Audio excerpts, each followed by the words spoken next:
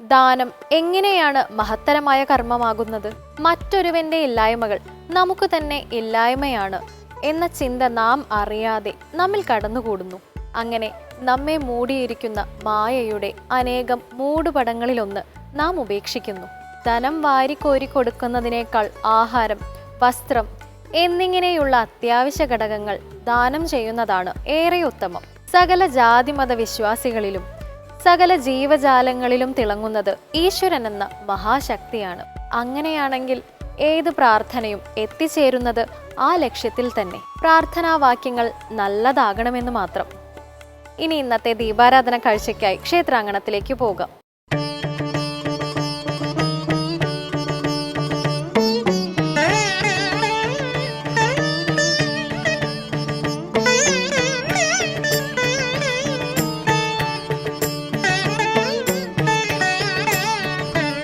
വനനീലിമയുടെ നിഗൂഢ സൗന്ദര്യം വഴിഞ്ഞൊഴുകുന്ന പാവന വീഥികളാണ് ആര്യങ്കാവ് ശ്രീ ധർമ്മശാസ്താവിൻ്റെ തിരുസന്നിധി തേടിയെത്തുന്ന ഏതൊരു ഭക്തനെയും സ്വാഗതം ചെയ്യുന്നത്.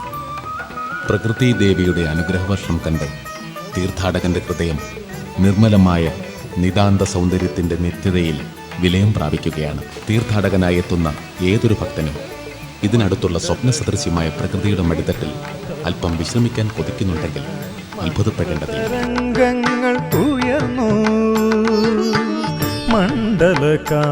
സൗരാഷ്ട്രയിൽ നിന്നും തമിഴ്നാട്ടിൽ കുടിയേറിപ്പാർത്ത ബ്രാഹ്മണർ തിരുവിതാംകൂർ രാജാവിന് പട്ടുവസ്ത്രങ്ങൾ വിൽക്കാൻ കൊണ്ടുവന്നിരുന്നതും ഈ വഴിയായിരുന്നു.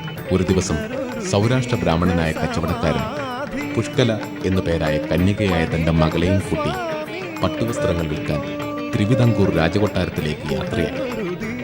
യാത്രാമധ്യേ ആര്യങ്കാവ് ശ്രീ ധർമ്മശാസ്താ സന്നിധിയിൽ അവർ രാത്രി കഴിച്ചുകൂട്ടി. പിറ്റേന്ന് രാവിലെ തന്റെ മകളെ ക്ഷേത്രത്തിലെ പൂജാരിയെ സംരക്ഷിക്കുവാൻ ഏൽപ്പിച്ച് കച്ചവടക്കാരൻ തിരുവിതാംകൂർ രാജധാനിയിലേക്ക് യാത്രയായി. യാത്രയിൽ മാമ്പഴത്തറ എന്ന സ്ഥലത്ത് വെച്ച് മതമിളകിയ ഒരു കൊമ്പനാന കച്ചവടക്കാരനെതിരെ ആക്രമിക്കാനെത്തി. ഭയം കൊണ്ട് പരവശനായ കച്ചവടക്കാരൻ സർവവും മറന്ന് അയ്യപ്പ സ്വാമി രക്ഷിക്കണേ എന്ന് വിലപിച്ചു. ഉടൻ തന്നെ വേട്ടക്കാരന്റെ രൂപത്തിൽ ഒരു യുവാവ് അവിടെ പ്രത്യക്ഷപ്പെടുകയും ആനയെ വിരട്ടി ഓടിക്കുകയും ചെയ്തു. തന്റെ ജീവൻ രക്ഷിക്കാനെത്തിയ യുവാവിൽ താല്പര്യം തോന്നിയ കച്ചവടക്കാരൻ കൈവശമുള്ള ഭാണ്ഡത്തിൽ നിന്നും ഏറ്റവും വിലപിടിപ്പുള്ള ഒരു നീലപ്പട്ട് അദ്ദേഹത്തിന് സമ്മാനിച്ചു. പട്ടു വാങ്ങി കഴുത്തിലണിഞ്ഞ് എങ്ങനെ ഇരിക്കുന്നു എന്ന് യുവാവ് ചോദിച്ചപ്പോൾ മണവാളനെ പോലെ ഇരിക്കുന്നു എന്ന് കച്ചവടക്കാരന് മറുപടി നൽകി. ഇത് കേട്ട് യുവാവ് ചോദിച്ചു, എങ്കിൽ അങ്ങയുടെ മകളെ എനിക്ക് വിവാഹം കഴിച്ചു തരാമോ? കച്ചവടക്കാരൻ മറുപടിയായി, നീ എൻ്റെ ജീവൻ രക്ഷിച്ചു, തീർച്ചയായും നിനക്ക് ഞാൻ എൻ്റെ മകളെ വിവാഹം ചെയ്തു തരാം. എങ്കിൽ ആര്യങ്കാവ് ക്ഷേത്രസന്നിധിയിൽ കാണാം എന്ന് പറഞ്ഞു യുവാവ് അപ്രത്യക്ഷനായി. ഈ സമയം ആര്യങ്കാവിലെ പൂജാരിക്ക് സ്വപ്നത്തിൽ അയ്യപ്പ ദർശനമുണ്ടായി. ദേവൻ ഇങ്ങനെ അരുളി ചെയ്തു. ഏതാനും സമയത്തിനു ശേഷം സൗരാഷ്ട്ര കച്ചവടക്കാരൻ ഇവിടെ എത്തിച്ചേരും. അദ്ദേഹത്തിന്റെ ആഗ്രഹപ്രകാരം അങ്ങയുടെ കയ്യിലേൽപ്പിച്ച പുഷ്കലാദേവിയെ ഞാൻ വിവാഹം ചെയ്തിരിക്കുന്നു. അവളിപ്പോൾ എൻ്റെ ഭാര്യയാണ്. എല്ലാ വർഷവും ഇതേ ദിവസം സൗരാഷ്ട്ര കച്ചവടക്കാരെയും കുടുംബങ്ങളെയും ക്ഷണിച്ചു വരുത്തി വിവാഹ ആഘോഷങ്ങൾ നടത്തണമെന്നും പറഞ്ഞു. അന്നു മുതൽ ആര്യങ്കാവ് ശാസ്താവ് പുഷ്കല സമേതനായി അറിയപ്പെട്ടു.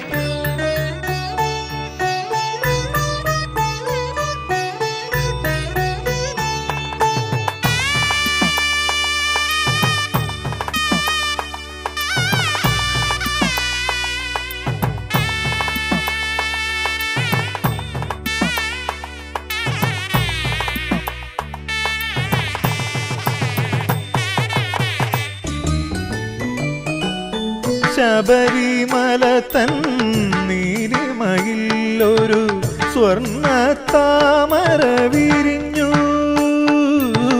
ശബരിമല തൻ നീലിമയിലൊരു സ്വർണ്ണ താമര വിരിഞ്ഞു. ശരണാർത്ഥികളെ കുളിർച്ചാർത്തിയിടും നറുനൈഗന്ധം വഴിഞ്ഞു. ശരണാർത്ഥികളെ കുളിർച്ചാർത്തിയിടും നറുനൈഗ. ആര്യതാതനായ ധർമ്മശാസ്താവിന്റെ നാമവുമായി ബന്ധമുള്ളതിനാലാണ് ആര്യങ്കാവ് എന്ന പേരുണ്ടായതത്ര. കിഴക്കു ദർശനമായാണ് ശാസ്താവ് ഇവിടെ കുടികൊള്ളുന്നത്. ആര്യങ്കാവ് ക്ഷേത്രത്തിന് കിഴക്ക് കുറ്റാലം ശിവക്ഷേത്രം സ്ഥിതി ചെയ്യുന്നു. കുറ്റാലം ശിവനെ നോക്കി ചിന്മുദ്രയോടുകൂടിയാണ് ഇവിടെ ശാസ്താവിന്റെ അധിവാസം. മദഗജത്തെ അടക്കി നിർത്തിയ ദേവനായതുകൊണ്ട് ആ ഭാവവും ഇവിടെയുണ്ട്. സാധാരണ ക്ഷേത്രങ്ങളിൽ കണ്ടുവരുന്ന താന്ത്രിക വിധികൾ പൂർണ്ണരൂപത്തിൽ ഇവിടെ നിറവേറ്റപ്പെടുന്നില്ല. അഷ്ടബന്ധമർപ്പിച്ച പീഠപ്രതിഷ്ഠകൾ ഒന്നും തന്നെ ഇവിടെ ഇല്ല എന്നതാണ് പ്രത്യേകത. കാലങ്ങൾക്ക് മുമ്പേ മഹാക്ഷേത്രമായിരുന്നു ഇവിടമെന്ന് പഴമക്കാർ പറയുന്നു. പിന്നീട് തിരുവിതാംകൂർ രാജാവിന്റെ സഹായത്തോടുകൂടി നിർമ്മിച്ചതാണ് ഇന്നു കാണുന്ന ക്ഷേത്രസന്നിധി. പരിവാര പ്രതിഷ്ഠകളും കൊടിമരവും ഇവിടെയില്ല. ശീവേലിയും പൂജാവിധിയിലില്ല. വെട്ടിക്കവല കോക്കുളത്തു മഠത്തിനാണ് ഇവിടെ തന്ത്രത്തിന് അധികാരമുള്ളത്. നടയ്ക്ക് നേരെയല്ല ഇവിടുത്തെ വിഗ്രഹം കുടികൊള്ളുന്നത്. വലതു മൂലയിലേക്ക് അല്പം ചരിഞ്ഞിരിക്കുന്ന നിലയിലാണ്. 10-ാമതേ ദിവസം സൂര്യരശ്മി പ്രതിഷ്ഠയ്ക്ക് നേരിൽ പതിയും. പരശുരാമ പ്രതിഷ്ഠയിൽ ഉച്ചയ്ക്ക് മാത്രമേ അഭിഷേകം നടത്താറുള്ളൂ. 10-നും 55-നും മധ്യേ പ്രായമുള്ള സ്ത്രീകൾക്ക് ശ്രീകോവിലിൽ പ്രവേശനം അനുവദിക്കാറില്ല എന്നതും ഇവിടുത്തെ മറ്റൊരു പ്രത്യേകതയാണ്. ഉച്ചപൂജയ്ക്ക് ഇവിടെ മാത്രം കാണുന്ന ഒരാചാരമാണ് തേവാരപ്പാട്ട്. ആര്യങ്കാവ് ശാസ്താവിന്റെ കീർത്തികളാണ് തേവാരപ്പാട്ട്.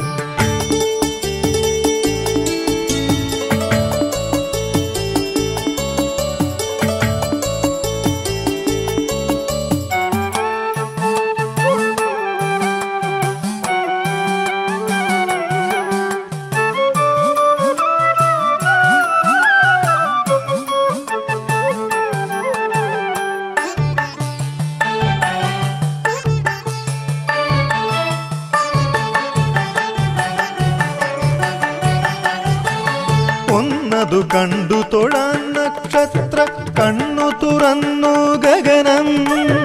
ശാസ്താവിന്റെ വിവാഹാഘോഷ ചടങ്ങുകളാണ് തൃക്കല്യാണ മഹോത്സവത്തിൽ നടക്കുന്നത്.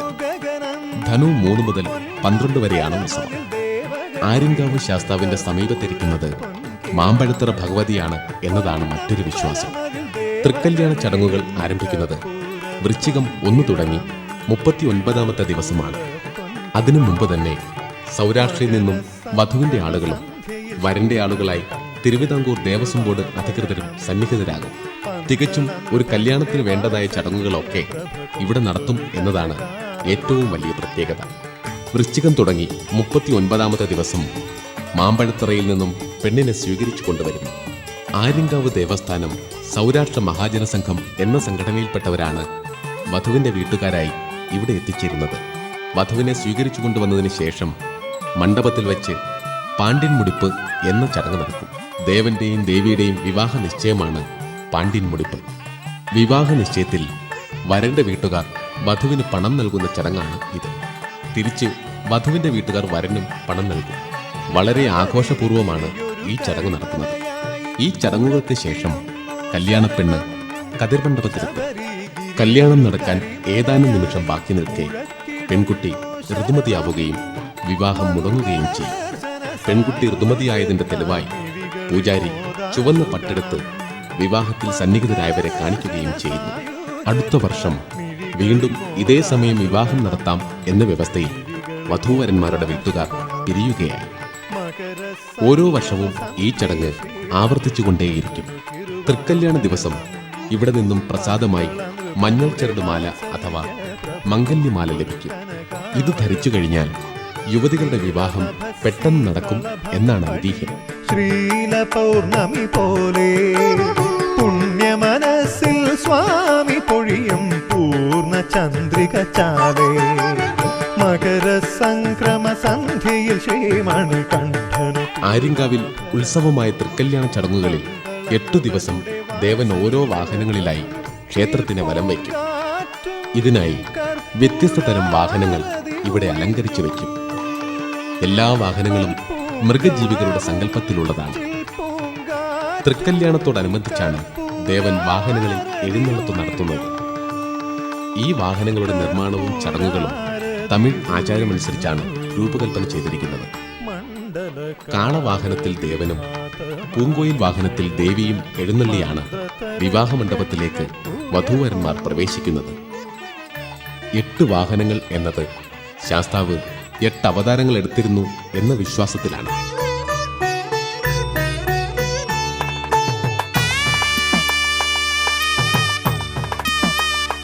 ക്ഷേത്രത്തിന്റെ പടികൾ ഇറങ്ങി ചെല്ലുമ്പോൾ ഉപദേവന്മാരായി നാഗപ്രതിഷ്ഠയും തൊട്ടടുത്ത് കറുപ്പസ്വാമിയും കറുപ്പായി അമ്മയും ദർശനം നൽകുന്നു. അയ്യപ്പസ്വാമിയുടെ അനുചരനാണ് കറുപ്പസ്വാമി. ഗോപുരം കടന്ന് മുന്നോട്ട് നടക്കുമ്പോൾ തൃക്കല്യാണ മണ്ഡപത്തിന് സമീപത്തായി വനദേവതകളെ പ്രതിഷ്ഠിച്ചിരിക്കുന്നു. ഒരു സ്വർണ്ണ താമര വിരിഞ്ഞു ശബരിമല തൻ നീലിമയിലൊരു സ്വർണ്ണ താമര വിരിഞ്ഞു. ക്ഷേത്രത്തിന് കിഴക്കുവശത്ത് വിളക്കുകല്ലിന് സമീപത്തായി ഗണപതി പ്രതിഷ്ഠ കാണാം. ക്ഷേത്രത്തിന്റെ തെക്കുഭാഗത്ത് ഭക്തർക്ക് അനുഗ്രഹം ചൊരിഞ്ഞ് ഇണ്ടിളയപ്പൻ കുടികൊള്ളുന്നു. ശിവസങ്കല്പമാണ് ഇണ്ടിളയപ്പമൂർത്തിയുടേത്. കുളിർച്ചാർത്തിയിടും നറുനൈഗന്ധം വഴിഞ്ഞു നറുനൈഗന്ധം വഴിഞ്ഞു മണ്ഡലകാല വിഭാതമായി ശരണ മന്ത്രതരംഗങ്ങൾ ഉയർന്നു. പുനരൊരു ദീർഘസമാധിയിൽ നിന്നും പുഷ്കല സമേതനായ ആര്യങ്കാവ് ശ്രീ ധർമ്മശാസ്താവിനെ വണങ്ങി തങ്ങളുടെ അഭീഷ്ടങ്ങൾ സാധിച്ച് ഭക്തജനങ്ങൾ നിർവൃതി അടയുന്നു. അയ്യപ്പസ്വാമിയുടെ അവദാനങ്ങൾ വാഴ്ത്തി ഒരു കർപ്പൂര ദീപം പോലെ ഭക്തർ പരമാത്മ ചൈതന്യത്തെ അറിയുന്നു.